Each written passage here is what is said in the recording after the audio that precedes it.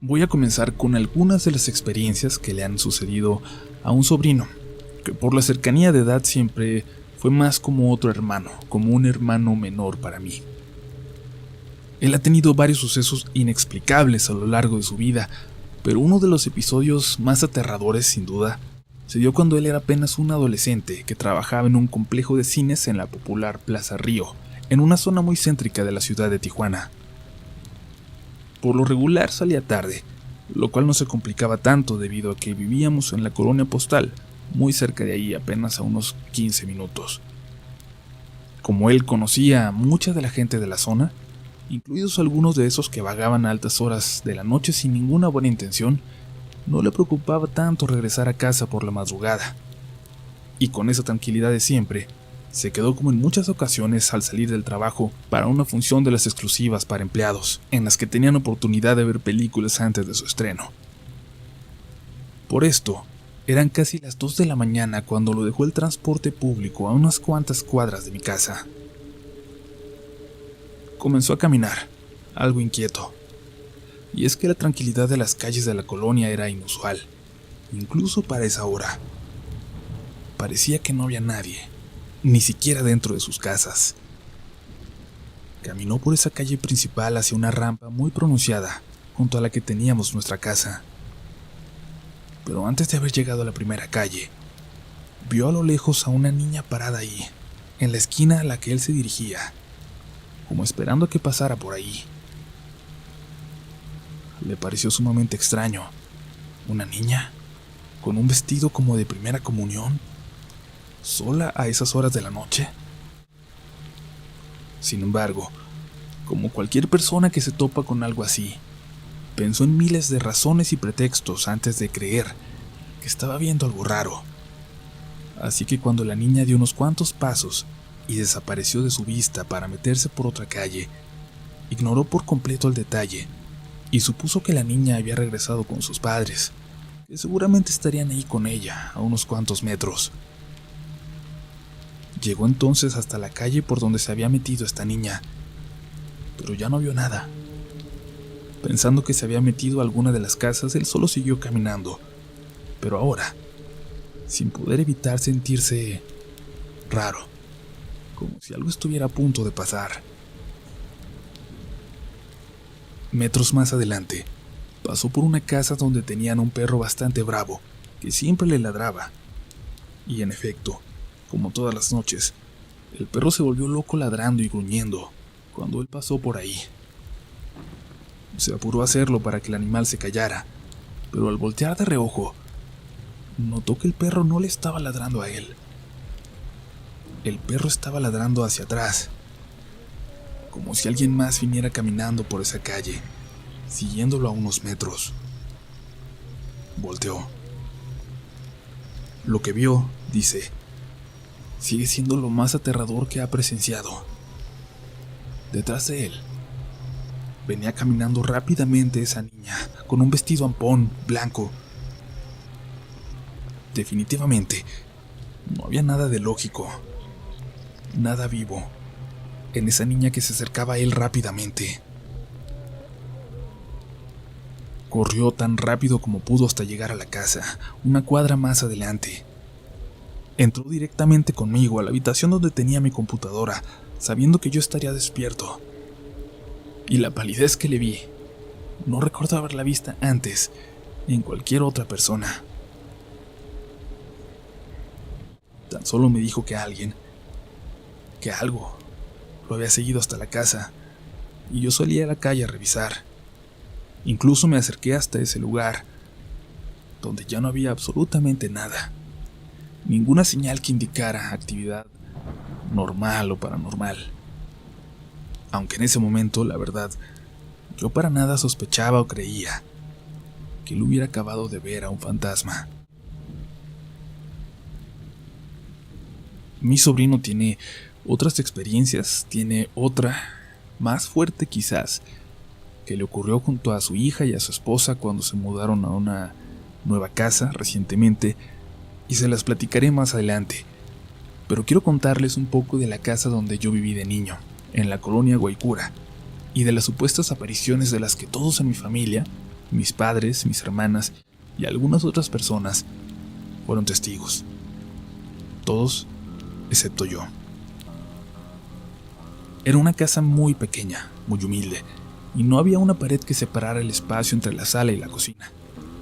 Era un gran espacio abierto, y desde donde dormía, se podía apreciar con toda claridad el área que estaba en medio de ambos espacios, que daba hasta la puerta de la casa. Por ahí veían pasar a el bulto. El bulto era lo que parecería ser una persona mayor. Una viejecita, llegaron a decir, que parecía cubrirse toda con un manto blanco, que caminaba encorvada y que por las noches cruzaba de un lado a otro, asomándose por esa puerta que daba hacia nosotros. Cuando alguien de la familia tenía la mala suerte de tener que levantarse al baño por la madrugada, no era raro que se toparan con esa aparición. Y hubo quien dijo que no solo la vio pasar, sino que pudo ver hasta dónde se dirigía. Caminaba desde la estufa hasta un sillón en la esquina de la sala, hasta donde parecía llegar para sentarse. Ahora bien, lo que yo sí recuerdo es cómo se hundió ese sillón una tarde, para no volver a levantarse. Ya aparecía permanentemente, como si hubiera alguien sentado ahí. Este lugar, en este sillón que les menciono, estaba junto a una ventana que daba hacia la puerta de la calle, hacia el patio de la casa. Por esa ventana solíamos asomarnos, escondidos, apenas abriendo las cortinas, para ver quién tocaba en la puerta. En una ocasión, una de mis hermanas llegó con un chico a casa y se quedaron platicando allá afuera, frente a la puerta. No tenían permiso de entrar porque no estaban mis papás, y bueno, de hecho, en esa ocasión no había nadie en realidad. Y es por esto que mi hermana se puso nerviosa, cuando el chico le dijo sonriendo que alguien les estaba espiando desde dentro. Uno de tus hermanos se está asomando por la ventana, le dijo, y poco después vieron cómo se movieron las cortinas, como si alguien realmente se estuviera asomando. Mira, ahí están. Sin embargo, mi hermana le respondió que no había nadie en la casa, y pensaron entonces que podía tratarse de Pinto, nuestro perrito. Pero antes de que pudieran convencerse de esta posibilidad, Pinto llegó a casa desde la calle, y es que él era tan pequeño que podía salirse a través de las rejas y solía irse a caminar y jugar con otros perros. Nunca supieron quién los vigilaba desde dentro de la casa. Cuando tenía 11 años, nos mudamos a la colonia postal, en un terreno bastante grande como para que cupieran algunas casas que en algún momento se rentaron. La casa más grande era de mi abuela, que falleció décadas atrás. Desde entonces, desde su muerte, la casa había estado deshabitada. Y mi hermana, de la que les hablé en la historia anterior, muchos años después, ya casada y con familia, se mudó precisamente a la casa de la abuela, un lugar que, de verdad, tenía una vibra sumamente extraña, pesada, y no era raro que la gente que pasaba por enfrente de ella cuando estaba vacía dijera que se sentía como si alguien te observara con coraje desde allá adentro. Esta es la casa que habitó mi abuela con su madre cuando llegaron a vivir a Tijuana, apenas pasando la década de los 60. Mi bisabuela era una viejecita que nunca había abandonado su pueblo en Michoacán y sus costumbres hasta entonces. Era una mujer muy, muy pequeña de estatura, de cabello blanco, muy largo. Una figura muy parecida a la que vieron varias personas caminar por esa casa, muchos años después de que ella había muerto. Se convirtió casi en una creencia familiar, que ella seguía ahí. Y es que cuando alguien más habita tu casa, cuando algo que no puedes ver habita tu casa y puede estar detrás de ti en cada momento, es más fácil pensar que es alguien que está ahí para cuidarte. Es por eso quizás que mi hermana y sus hijos no daban tanta importancia a las voces, a las figuras que pasaban de reojo, a todo lo que se veía en los rincones de la casa. En una ocasión, el ex esposo de mi hermana llegó ya tarde a casa de trabajar y todos estaban dormidos.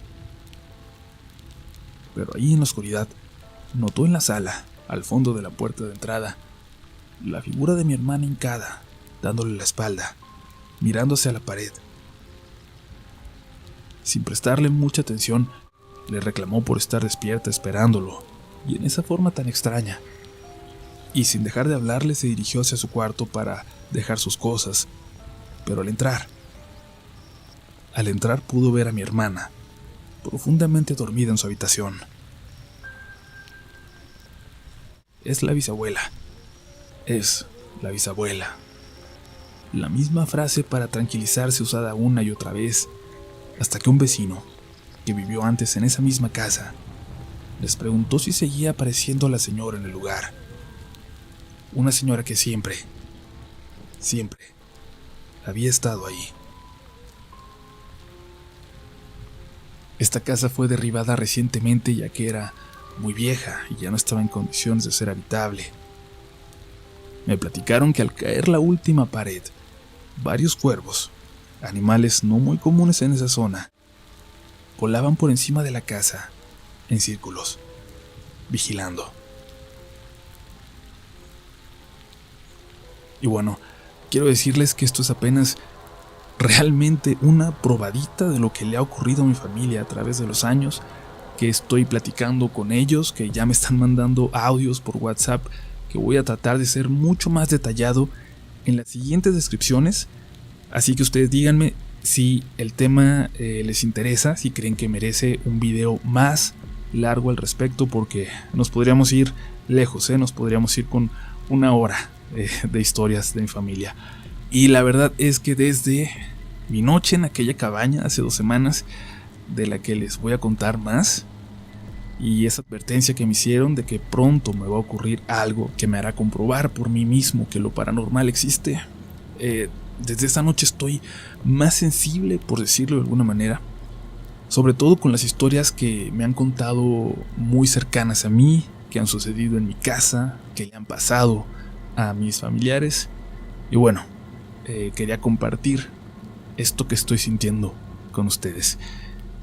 Ya casi vamos a llegar a 5,000 seguidores en la cuenta de Relatos de la Noche en Twitter. Síganos por allá para que nos verifiquen pronto. Si no tienen Twitter, síganos en Instagram o en Facebook, en la red social que ustedes utilicen y prefieran. Búsquenos como RDLN Oficial, para que además de YouTube estemos siempre conectados.